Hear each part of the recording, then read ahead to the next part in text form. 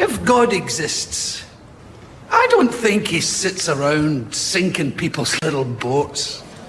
I don't think he causes earthquakes and landslides or dreams up ways to make people's brakes fail. If there is a God, surely he's everywhere. He's in everything. He's even in this courtroom. He's in the sea. He's in a lobster. He's in a line of Robert Burns. He's in a woman's thigh, the soft anvil of creation. He's in a face. It was Mark Twain who said, "The two most important days in your life are the day you are born and the day you find out why." We need to be free men and women. If we're not free, then we're no different than Cylons. That's the chief reason you have manifested at Aeon Byte Gnostic Radio. To find out who you are and why you were born. Begin the greatest revolution and evolution of your many existences. Or maybe you just smoked too many banana peels. Regardless, Clark Emery stated that the awakening of an individual is a cosmic event. I say that the awakening of any individual is a cosmic rebellion. The ancient Gnostics likely never saw themselves as rebels per se, but like any mystic luminaries, knew the contraband truths they had discovered in the Snowpiercer would put them in a perilous position against the many powers and principalities ruling the cosmos. They went ahead, regardless, and you are going ahead into complete spiritual and mental independence as you arrive to the virtual Alexandria. Always through the God above God Dad Kim. Summarizing this to an extent, it was George Orwell who said, "Speaking the truth in times of universal deceit is a revolutionary act." Listen to me. You have to consider the possibility that God does not like you. He never wanted you. In all probability, he hates you. This is not the worst thing that can happen. It isn't. We don't need him. We don't agree. Fuck damnation, man. Fuck redemption. We are God's unwanted children. So be it. Welcome to the most important day of your life. This endless day of so much discovery and recovery. And so much gnosis. That direct experience with the truth in all its prisms. That knowing of the unknown. That total recall. Welcome, you modern-day Tom Sawyers, your mind not for rent by any god or government. Welcome to that dream of you becoming manifest, that ship smoke on the horizon. This is blasphemy! This is madness! Aeon Byte Gnostic Radio. I am Abraxas, that terrible god above God as the ancients knew him. And so are you, for as the apocalypse of Adam states, you are higher than the gods and are destined to remember this. I come to you in my Walking Dead incarnation of Miguel Connor, broadcasting from the lawful and frigid dystopia of Chicago, patiently waiting for the beginning of the world. I am your pompatus of gnosis, that smell of colitas rising up through the toxic air of a world gone mad by the gaslighting of Jehovah and his angelic mafia. This planet is dying. The human race is killing it. So you've come here to help us? No. You said you came to save us. I said I came to save the Earth. You came to save the Earth. From us. On this late January, the year of our Demiurge 2015, you continue to discover the most important day of your life as we delve deep into the vaginal canals of the Gospel of Thomas.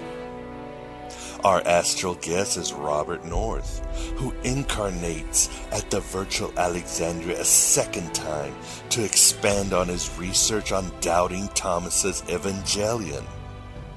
Based on his books, Jesus' Way of Wisdom and The Way of Wisdom.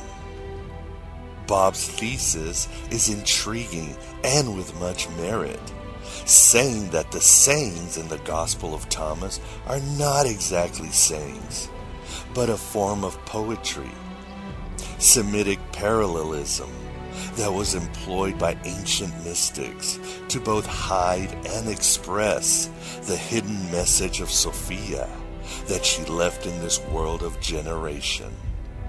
As long as the Matrix exists, the human race will never be free. It's kind of like the old, quote, the medium is the message notion that philosopher Marshall McLuhan advocated. And the Gospel of Thomas is Gnostic in this context because of its deep symbolism, art, structure, and jazzy message. On Aeon Byte Gnostic Radio, we have discussed the notion of becoming as a child, because children have the organic ability to reinvent themselves and create new inner worlds that benefit outer worlds. We have discussed how tapping into the imaginal realms can heal so much cosmic and personal trauma. And we have discussed how creating better than the creator gods is a way of wisdom, for it literally revitalizes reality itself. You believe a man can't change his destiny. I think a man does what he can until his destiny is revealed. Bob will certainly touch on all of this and more in our second interview. Certainly check out our past interview, which at this moment you can find on our YouTube channel. Or just message me and I can send you a linky to the audio. For more information on Bob and his heresy, please visit 7771.org. That is 7771.org. His journey from a Jesuit to a Gnosticoi is captivating, as Bob discovered that second most important day of his life. I'm sorry? What was that again? I'm a god. You're God. I'm a god. I'm not the god. I don't think. Here is some Achamoth from the Gospel of Thomas that exemplifies the interview, as well as the plight of any Gnostic, my beloved truth seekers. Jesus said, when you know yourselves, then you will be known, and you will understand that you are children of the living Father. But if you do not know yourselves, then you live in poverty, and you are the poverty. If they say to you, where have you come from? Say to them, we have come from the light, from the place where the light came into being by itself, established itself, and appeared in their image. By the power of truth, I, while living, have conquered the universe. Please support Aeon Byte Gnostic Radio in any way you can. A few shekels here and there. Any assistance you might have, like marketing, design, or finding any definitive evidence once and for all that Greedo did not shoot first, and that Darth Maul and Boba Fett are still alive. Please don't forget to support my Patreon campaign, where you donate every time I produce a heresy. And together, we can continue growing the greatest iconoclast communities in the history of the multiverse, creating vast futures of light for you. Hell, I'm going to grant your greatest wish. I'm going to show you a world without sin. There are linkies at thegodaboveGod.com that lead you to manage to support this Promethean venture. Your support is certainly essential, and much appreciation to you, generation without a king over it, as the ancient Gnostics were referred as, who support this red pill cafeteria on a weekly basis. We're gonna do so many wonders together. I just know it. I just know it. As you finally find out why you were born on this second most important day of your life. I am not a number. I am a free man.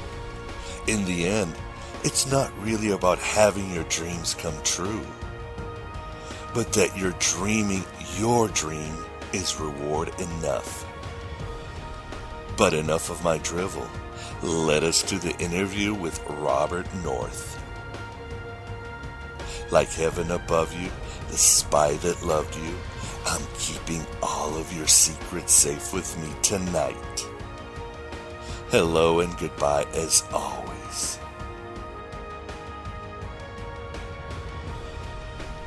This is the construct. It's our loading program. We can load anything from clothing to equipment, weapons, training simulations, anything we need. Right now, we're inside a computer program? Is it really so hard to believe? Your clothes are different, the plugs in your arms and head are gone. Your hair has changed.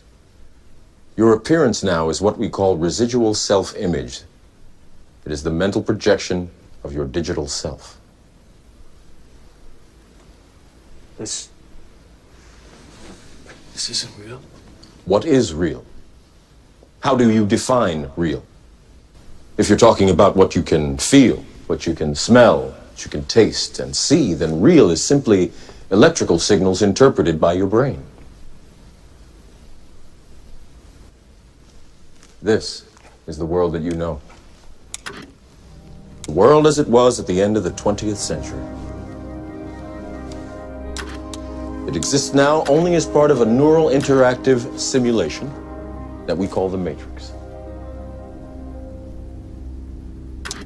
This is the Aeon Byte interview, and with us we definitely have the pleasure of having back Robert North to discuss his book, Jesus' Way of Wisdom, Volume 1. How are you doing today, Bob? Hey, good morning. It's good to talk to you again, Miguel. Well, glad you could come by. You could come back again. It was a great interview last time we had you on the Gospel of Thomas and other sundries. So, but we do have a new audience, and it's been a while, like I mentioned. So, please give us a little bit about your background and how you came to find the new Jesus or the real Jesus. When I was a kid, I never believed in God or in Jesus. I always experienced God and Jesus. And so I never felt a need to blindly believe in either one of them. And sometimes I confused the two, or I didn't know the difference between the two because I was raised a Catholic, went to a Catholic school for 12 years, and they were teaching me that Jesus was God. And so, but I've never really enjoyed, let's put it that way, the catechism and the doctrine of the Catholic Church. I couldn't relate that to Jesus. So I was always searching for the real Jesus. After 2 years of college in a Jesuit college, I joined the Jesuits, which is a religious order of priests and brothers of the Catholic Church. And when I got there, I found that even in the Jesuits, we weren't being taught about Jesus. We weren't taught much about who he really was and how to separate him from the Catholic doctrine. For example, I pointed out to a number of my superiors that in the Gospel of Mark, it says that Jesus is going out into Galilee to preach the gospel of God. That was in Mark. It is also called the way of the Lord. And so I, in a naive way, asked, what is the gospel of God? And that Jesus was teaching, and I was surprised that nobody knew it. And as you can imagine, I thought of 1 billion Christians throughout the world, and maybe nobody knew what Jesus was doing. And that really puzzled me. I began to look at what the Catholic Church and what Christians were doing, and they were, for example, building churches. Well, Jesus never built a church, and that confused me. They were building their theology around a creed, a Nicene Creed, and when I investigated that, the Catholic Church invented that creed, wrote that creed, their bishops wrote it, 300 years after Jesus died. And when I continued to explore the issues, I found out that Jesus never left us a creed. He never said to believe in a creed, and he never said, my truths are better than somebody else's truths, the same thing that is tearing the world apart today. And so, also, I noticed that the church's theology is based on going to church on Sunday. Well, Jesus never said to do that. It's also built around the sacraments. For example, the sacrament of baptism. And Jesus never instituted sacraments. The Christians, many Christians believe in the virgin birth. Jesus never spoke about his mother being a virgin when he was born. In short, there was tremendous inconsistencies between what Christians were doing and what I thought Jesus must be doing, and I didn't know what he was doing. I didn't know what that gospel was. I was especially concerned about what I considered to be discrimination against women in Christianity. I could not find any place where Jesus said that women were subordinate to men. And in fact, in the early church, I learned in history classes that the church regarded men and women as equals. So that I eventually, because of that confusion, left the Jesuits and left the Catholic Church, but did not leave my experience of God and of Jesus. And that has propelled me now for all of my life. And before we get to your actual book and work, specifically on the Gospel of Thomas, and of course in your book you mentioned how Mark is important, and this is something that the listeners want to know because you get guests and they break down scripture and they talk about the real history of the church. But Bob, how does one experience Jesus? That's what people want to know, especially in these terrible, tenuous times.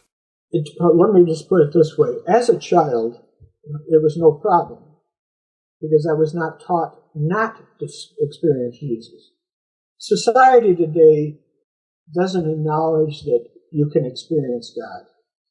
For example, everybody talks about what is your faith?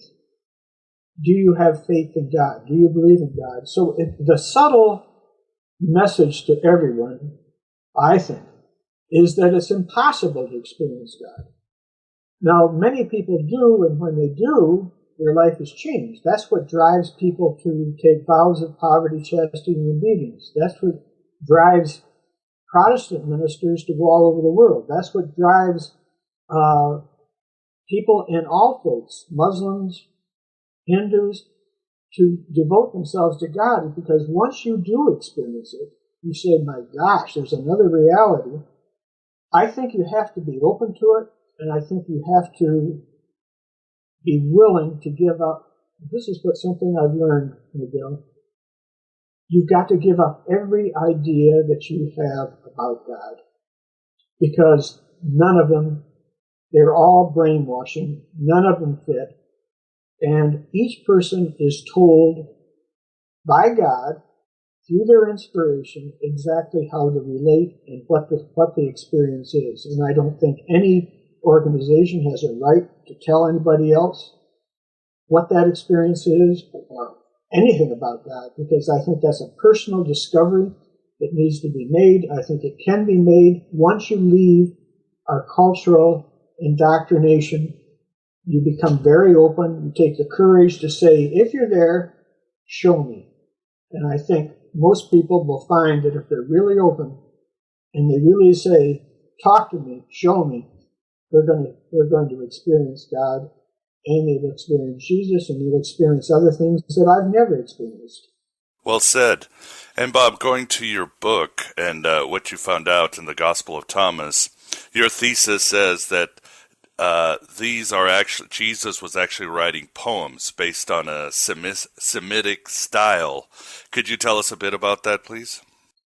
Let me just back up a second. After I left the Catholic Church, I became convinced in some way that Jesus was a therapist and not a theologian, and that he had the answer for us to be happy all day long, to be fulfilled. But I couldn't find it in the Gospels, quite frankly, and I couldn't make sense of it. So I went into a doctoral program in counseling at the University of Florida, and I earned a doctor's degree. And along the way, I learned a lot about mental health, and at the same time, I continued studying Scripture. My specialty became what is called by many Semitic parallelism. It's the method that the ancient Semitics, those people who wrote the books of the Bible, used to organize and explain their works. Miguel, let me explain that in lay terms. Please do. Okay. When we read the Bible, we read it like a newspaper. We see a column of text that's broken into verses and chapters, and we see paragraphs, and we say, well, that's how the gospel, how the book was written. Well, that was exactly not true. The verses and chapters that we see in the Bible were created in around the 12th, 13th, 14th century for printing purposes. They're arbitrary. They were put in there by a printer or a monk. We don't know for sure, but there was probably a combination of the two. And Semitic parallelism is a study of the clues that the authors in the entire Bible and most of the works of the Bible left to show where the chapter divisions were and how to lay out the text. I've been studying those clues and those rules that the ancient Semitics were used for about 40 years. When I came to the Gospel of Thomas, I was told that the Gospel consisted of a collection of sayings. That meant that someone in the 1st or 2nd century, or some ones, brought together all the sayings of Jesus and put them into one volume and called it the Gospel. Well, I had been studying, as I said, these ancient rules, and one of them was most of the text is a poem. Now, let me give you an example. Let's suppose if you can imagine a single poem with 5 stanzas. Think of that as put those into a column. Next to that column, think of 4 more columns, each with 5 stanzas. So what you are looking at, Miguel, is a 5 by 5 matrix. 5 poems, each poem has a stanza. One of the rules of Semitic parallelism says that the first stanza in the first poem is explained by all of the other first stanzas in the other poems. So if you're looking for the understanding of metaphor in stanza 2 in poem 2, the other 4 second stanzas will explain what that metaphor is. And so to read the Bible, you don't not only read down, you read horizontally. But to read horizontally, you've got to know that there's poems, you've got to know where the stanzas break, you've got to know how to line it all up. Now, the advantage of that is that we know over the years, copyists have changed the text. They've come along and they've removed paragraphs and they've put in paragraphs and they've removed words and they put in words. Now with Semitic parallelism, we can reconstruct the text, because if a poem has 6 stanzas and it's supposed to have 5, we know that one of them was inserted, and by lining them up horizontally, we can tell which one is out of line. And we can take it out and we can get back to the original text. Or if a poem has a hole in it and it only has 4 stanzas and we know there's 5, we can almost guess what that other stanza might be. So the bottom line is that most people have never read the Bible. Unless you read it the way the ancients organized it, you cannot understand it. You simply can't. You don't know what the metaphors mean. You're making guesses. You're reading into the text. You're interpreting the text according to your own theology.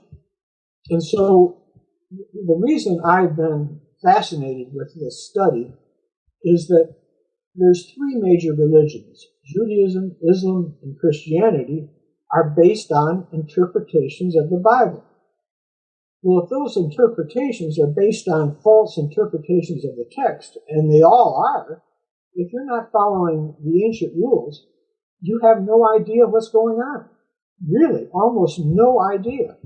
Now, that was shocking to me. So here you had Christianity based on the Bible, based on a false interpretation of the Bible, and that led me into really my passion for 40 years. While I was teaching in universities, I was also continuing to do this kind of study. So back to the Gospel of Thomas, I went out in my rocking chair. At that time, I was living in a cabin outside of Santa Fe, New Mexico in the desert. And I read the Gospel from front to back. And of course, I was looking for poems to see if they were there. And sure enough, I found them. They were very clear. Wow. Then the scholars have all said, well, there are no chapters. Well, there's one poem that is repeated 8 or 7 times. Well, one of the big clues in Semitic parallelism is when you repeat anything like that strongly, you're indicating a major break. So I said, hey, there's at least 7 chapters in this gospel. Now, if there's 7 chapters in the gospel, and there's all poems, and I could begin to see the organization of the poem, I begin to say, all the scholars are wrong who think that this is a collection. This is a unified book. It has its own organization. I wonder what it is. And it has its own theme. And if it is organized as tightly as it seems to be, that means that only one person did it. You can't have a committee organizing a book like that. And so at that point, I decided to devote myself to understanding the Gospel of Thomas and explaining it to the world in the correct way. So that's how I got into recognizing that the Gospel of Thomas, it seemed to me also, was explaining the gospel of Jesus. Finally, I had found a book that was going to give me the answer that I've been searching for. Who is the real Jesus and what was his mission? And so that's what got me to Thomas. And you would say that his mission, as we discussed, was to find your own God, to find your own power, higher power. That's what Jesus intended. No, much more than that. Much more than that. He was, okay,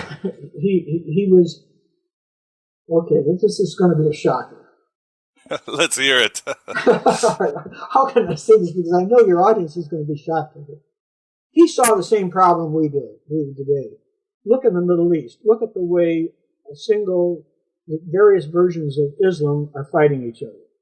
Look over the history of the 2,000 years and look at the way Christian versions of Christianity have fought each other. Look at the way Christians have fought against Muslims and against so many other religions.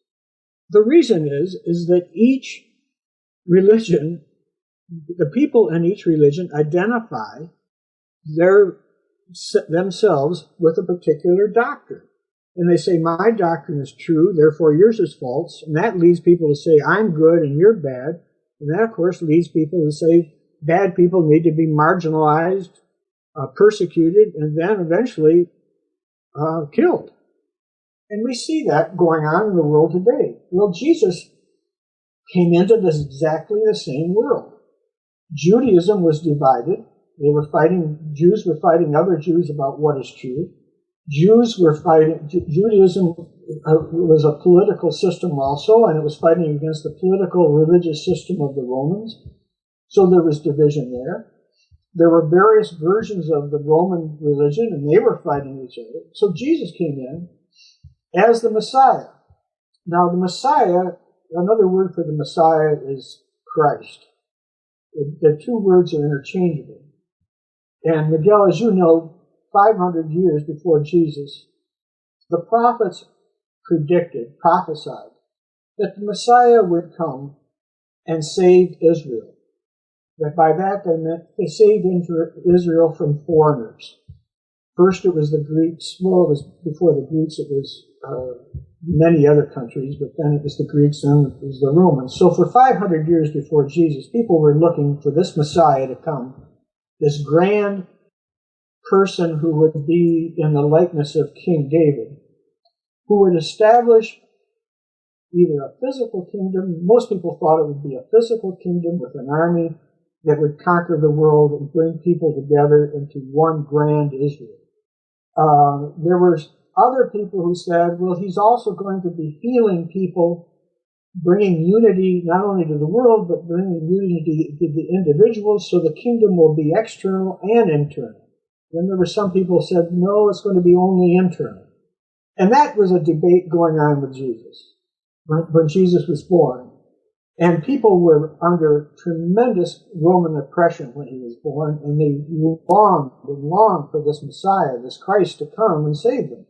The Christ was also supposed to restore the temple.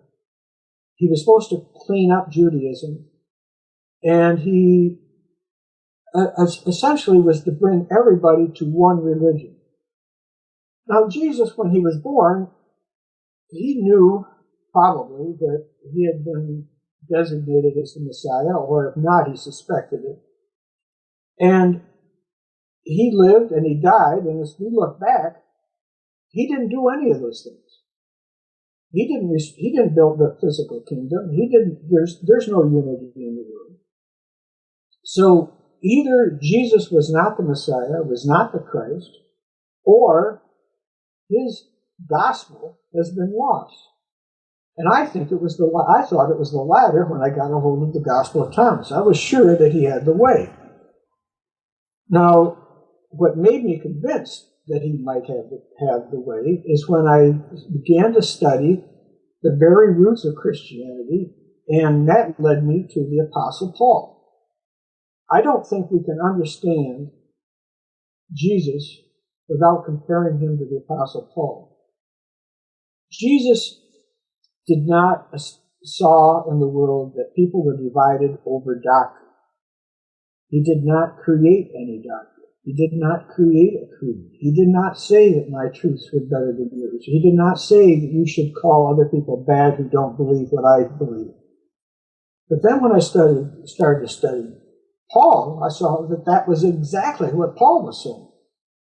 So over here you had Jesus' gospel, which was a way to heal the world, which I think he was proposing a non-religion religion, a non-dogma religion, a non-doctrine religion to substitute for all the religions of the world.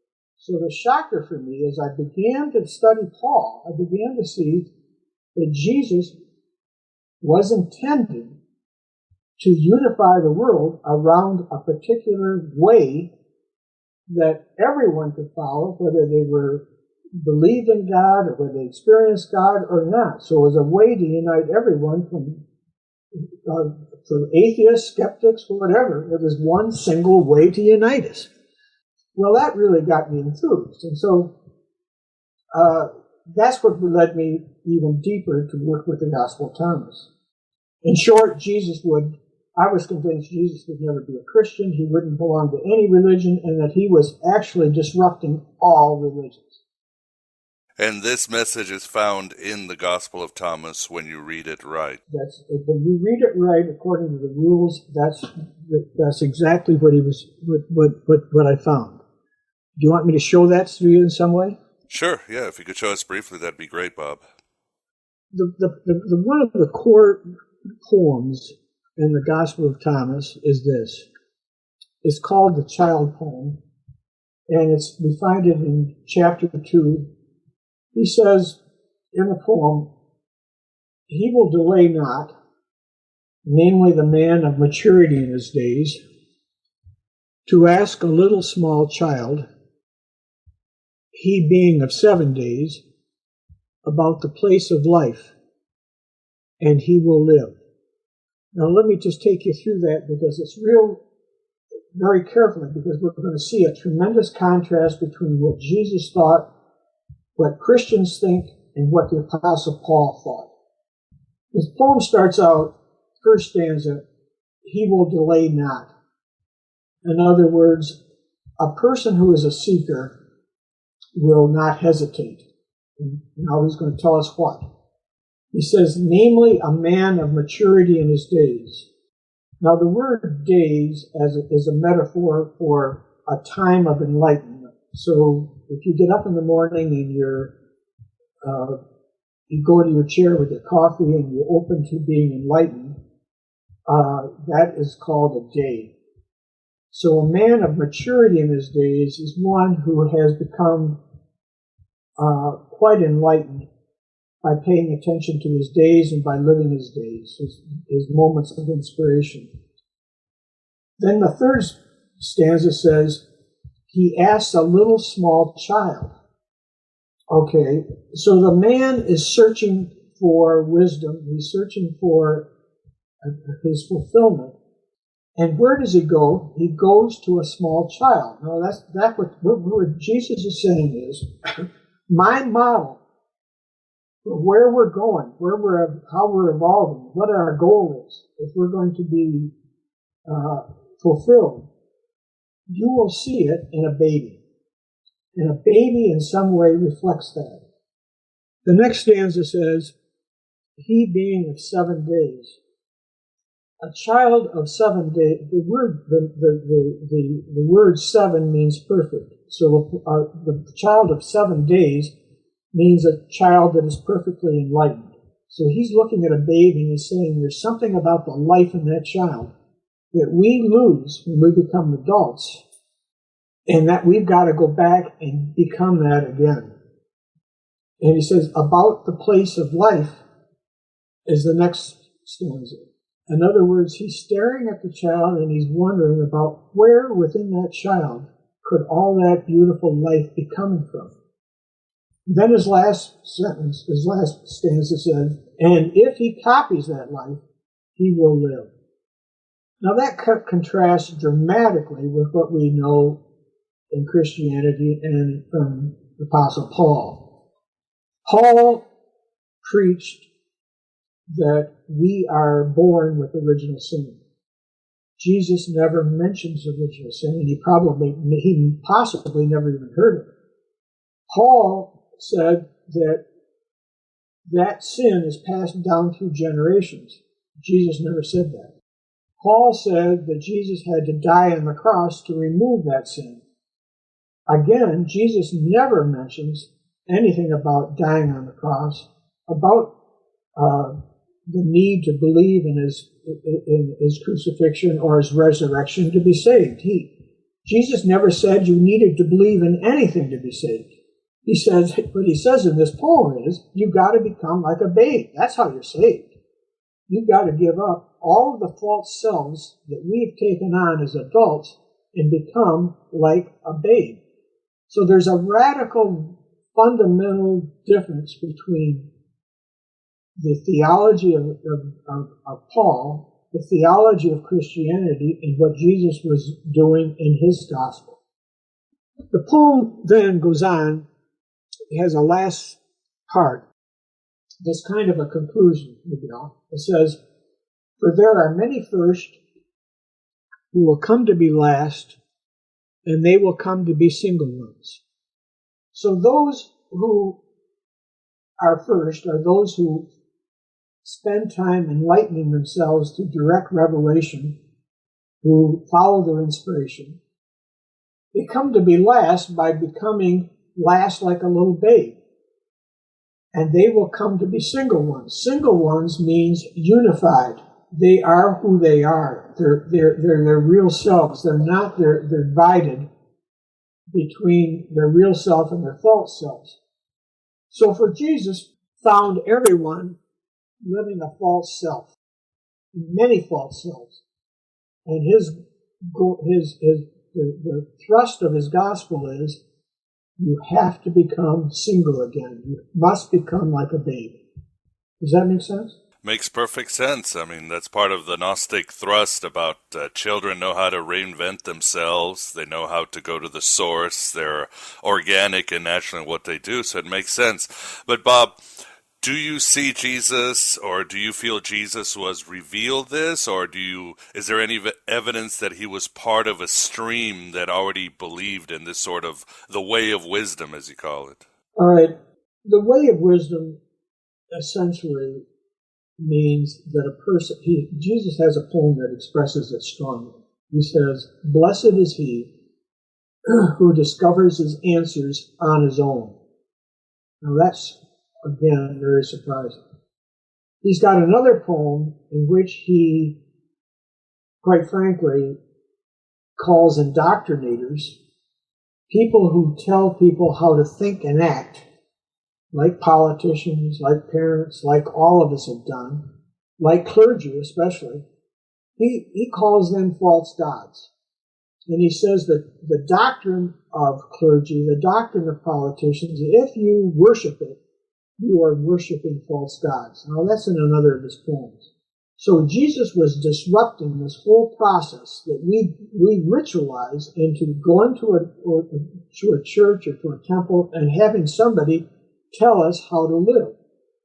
The way of wisdom is the exact reverse. It's empowering people to discover their own answers, and it's leading them out of indoctrination, political indoctrination, religious indoctrination, cultural indoctrination, so that they become individuals standing on their own feet on their own. So his poem, "Blessed are they who discover their own answers on their own," is one of the core poems in the gospel. And again, Bob, do we have anything historical before that? Was he taught that, or do you think it was revealed to him? No, what I did is then go back into the Old Testament, and I found that the way of wisdom is all through the Old Testament. The difficulty is we do not know how to distinguish between the way of wisdom and the way of religion. The way of wisdom is empowering people to break away from society to find their own answers. They stay in society, but they're not conformists. There's another way of religion, which I think King David started, in which you worship a particular doctrine like the Torah. You build churches and temples. You have everybody in a regimented way of thinking and acting. And you create all kinds of laws and rules like the Torah. That is religion. It's based around ritual. It's based primarily around disempowering people to listen, and you're forcing them and telling them that they're bad if they don't do what their clergy is telling them to do, what the politicians are telling them to do, and that they're bad if they don't believe like they're told to believe. That's the way of religion. The way of wisdom, I found all through the Old Testament, if you know where to look for it, you'll find it, is just the opposite. The Israelites, prior to King David, seemed to be living the way of wisdom. There's sentences in the book of Judges where it said that each person did what he wanted to do. They had order, but the order was secondary to a person living his own inspiration. King David united the kingdom by restoring, or actually probably initiating, Judaism, having them come to one place, worship one temple, worship in one way, think one way, act one way. That was the beginning of Judaism. So I see the Israelites as doing the way of wisdom, Jews doing the way of wisdom, although there are some Jews who have left Judaism and are on the way of wisdom. So Jesus, I think, understood that in the Old Testament. He then brought the way of wisdom to a new, can we say, he articulated it in the Gospel of Thomas in 133 poems. In many of those poems are found also in Matthew, Mark, Luke, and John. So Jesus was a poet, he was a writer, a composer, and what he tried to do for the first time was articulate very clearly the way of wisdom so that people could begin to be on that way, to follow that gospel. And I would tell the listener to please read Bob's book. It definitely gives quite a bit of evidence, and you can find it at his website, 7771.org. And the next question, Bob, would be, as you mentioned, Paul and the later church changed the way of wisdom to the way of religion, because, of course, that's how you make a foundation, and you make a lot of money, and you control a lot of people, and here we are today. And Jesus wrote down these poems, but you say the Gospel of Mark is important. How does the Gospel of Mark fall into all of this between Paul and the Gospel of Thomas? To get things in sequence, Jesus lived from about 3 BCE to 30 CE. So he lived 33 years.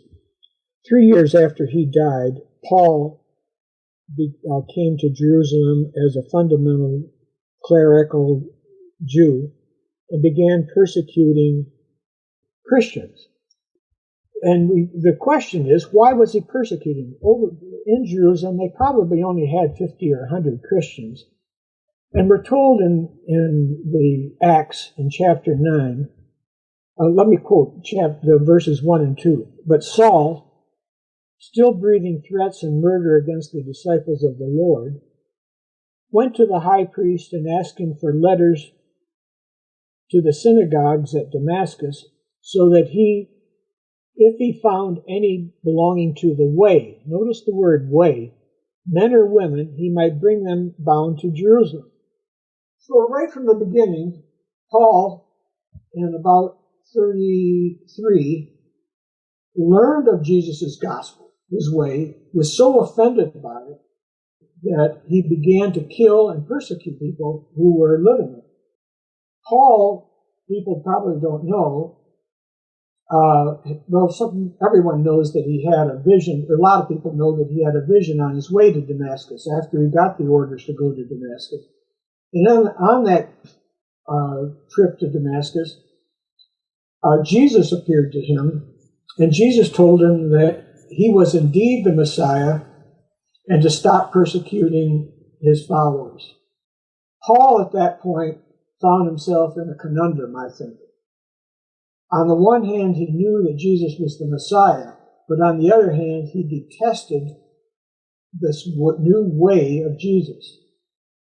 And of course, we now know that, as I found in the Gospel, the new way is to bring people out of Judaism and onto the way of wisdom. Paul, rather than go back and apologize in Jerusalem to the disciples, went off, and most people don't know this, he went off to Arabia for almost 3 years. He was apparently so confused and didn't know how to follow this Messiah who was preaching a way that was going to destroy everything that Paul knew, which was Judaism. He was a fundamental cleric. So out in Arabia, he came to the conclusion that God was revealing to him the true gospel of Jesus, that Jesus was incorrect, and that now Paul was going to preach a gospel to replace Jesus. He also decided clearly, he had to have decided in Arabia, that he would never quote Jesus. He would never preach Jesus' way of wisdom. And as we know from all of Paul's writings, he never does quote Jesus. Out in Arabia, he decided on his gospel, and his gospel began with original sin, that God had to send his son to remove that sin, who had to die on the cross to be the perfect sacrifice. He had to be resurrected, and that he would come again and judge us. That's all made up by Paul, invented out in Arabia. Paul then went back to Jerusalem, and we can imagine what it was like for him to walk into. He decided he was going to meet with the head of the Jerusalem church, who was James, Jesus' brother, and his assistant, who was Peter. And you can imagine how startled they were when there was a knock on the door, and in walked this killer, Paul, and he's walking in, and he doesn't apologize, because out in Arabia, he's decided that if anybody believes in his gospel that he invented, that person was forgiven of all sins. And so Paul thinks he's free. He walks into this to meet with them, and he tells them, essentially, over 2 days, if you don't believe in my gospel and stop believing in what Jesus said, you're not going to be saved. Now, that was startling.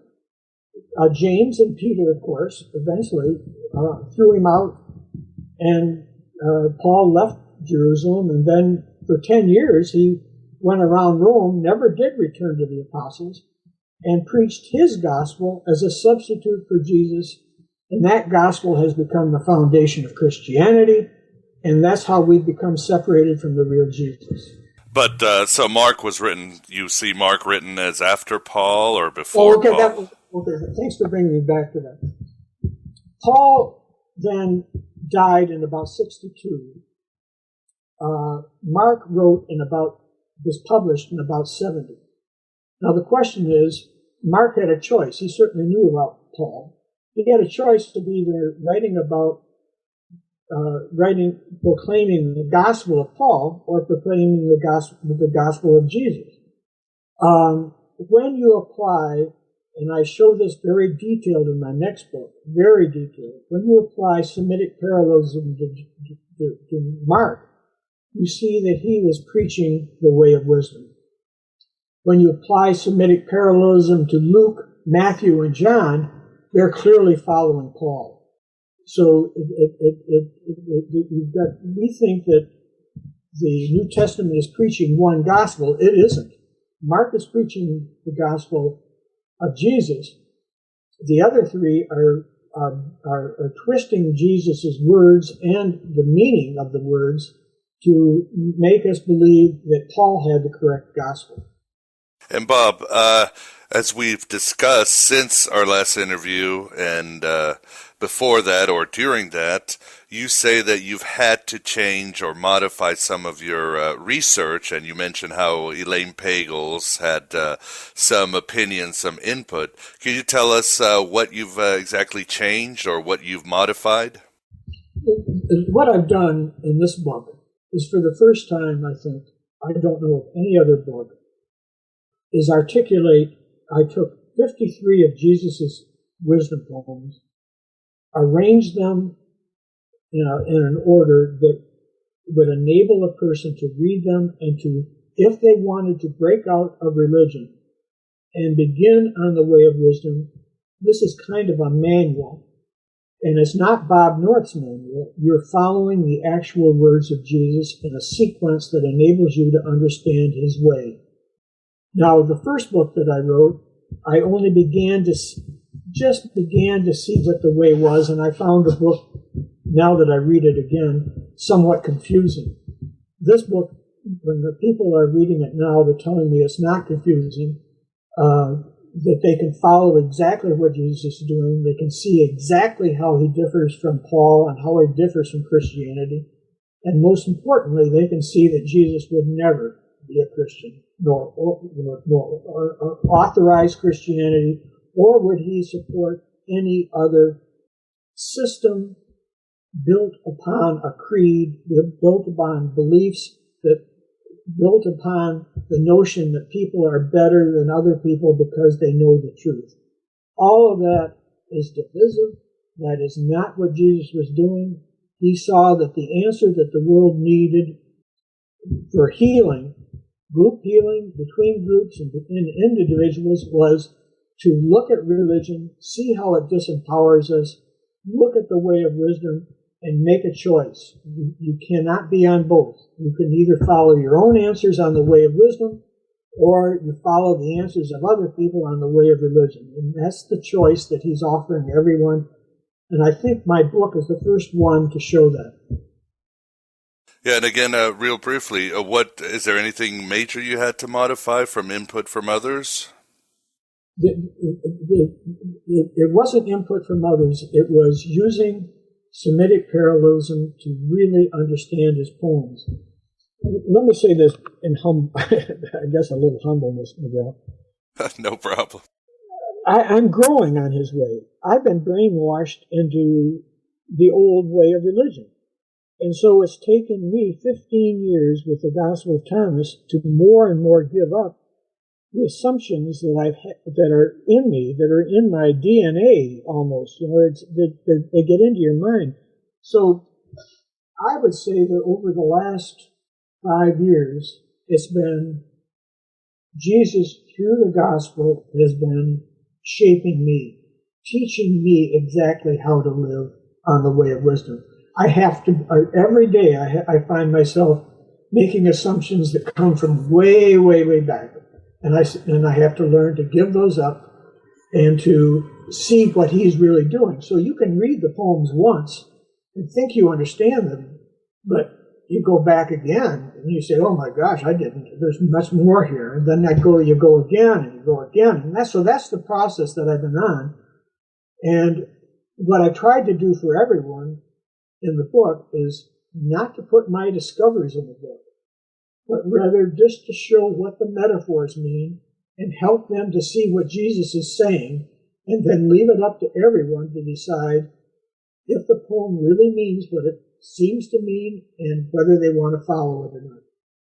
Yes, and I think you've got some great revelations, and I certainly have enjoyed it. So, what advice would you give to those seeking a better way in this, and again, in these very tenuous time with everything that's going on? It really doesn't matter what religion you are. If you go the way of wisdom, you'll find your own answers, and you would advise them, start with the Gospel of Thomas, start with your book. No, start by going to your rocking chair. Get your cup of coffee or your glass of wine. I love that. That's great advice. And sit and ask. First of all, decide, do you want to change? Do you want to evolve from where you are? Are you happy with your life right now? Then, if you decide that you do want to evolve and you do want to explore the way of wisdom, then simply ask. Say, teach me.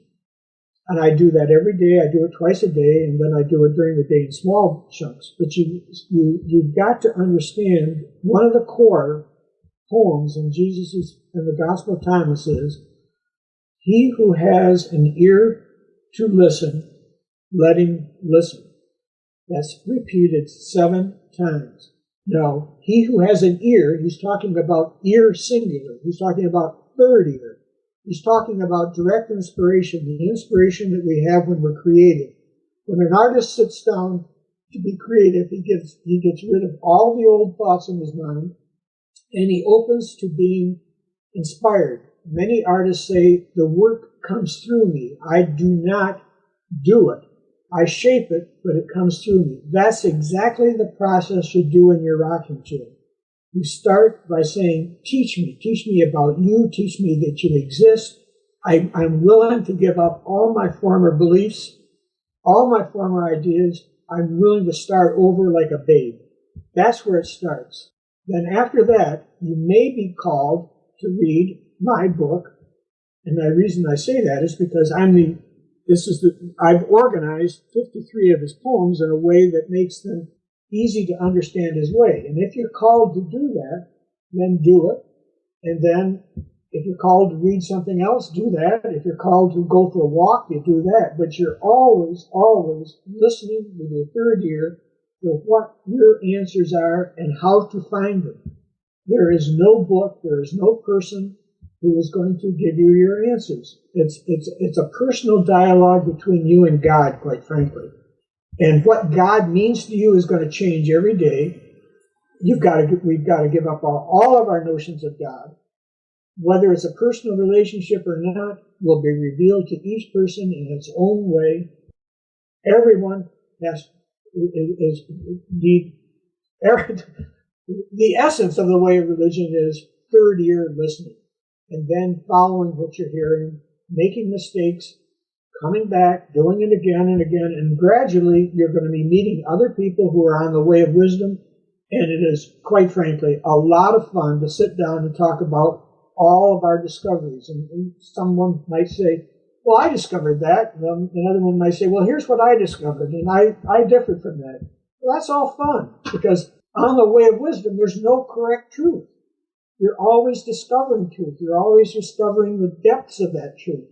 So it's always a journey. There is never any established truth that one believes and one wraps himself around. It's constant change, it's constant evolution, and it's wonderful. I think that's very wise, very Sophia words you just said there, Bob. And I couldn't agree more. But I think that's all the time we have today. Again, for the listener, please visit Bob's website, 7771.org. And I'd like to thank you very much, Bob, for coming once again on Aeon Byte and discussing your wisdom. Thanks, Miguel. I appreciate you introducing me to the audience, and I appreciate sharing this. This will be the first interview after publishing the book. So I wish you well. Well, we certainly wish you well with the book and spreading the message. Thank you very much. All right. Have a good one. 2, 1, 2, 3. I'll cut your throat if you squeeze mine. I'll shake your hand. Butterflies will fly out from our union, and they'll see what we have shown. I ain't asking about violations or how to stop. I'm bored to death, but now I'm not. So refresh your mind on your broken soul. This country lays stretched in older than the execution that removed your head. We ain't on the diamond rainbow road. This is crust and gold that makes you think and do as told. We also everything that you're destined to. Of all the words that could help the truth to blossom out from within you. You'd do anything to be near you, but you can't see that you've been shown.